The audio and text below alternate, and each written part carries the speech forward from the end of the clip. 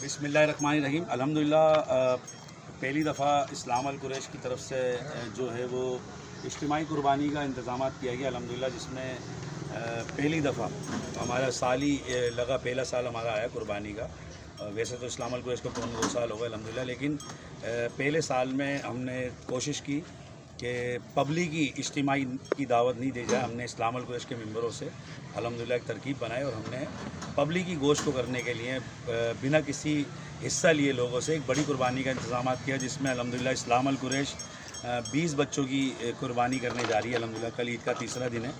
कल अल्हम्दुलिल्लाह ये 20 बच्चे जो हैं वो कुर्बानी दी जाएगी और काफ़ी मकामात पर हम कोशिश कर रहे हैं कि इस गोश्त को उन भाइयों तक पहुंचा दें जो सालों साल जिनके घरों में गोश्त नहीं पकता, हकदारों तक पहुंचा सकें।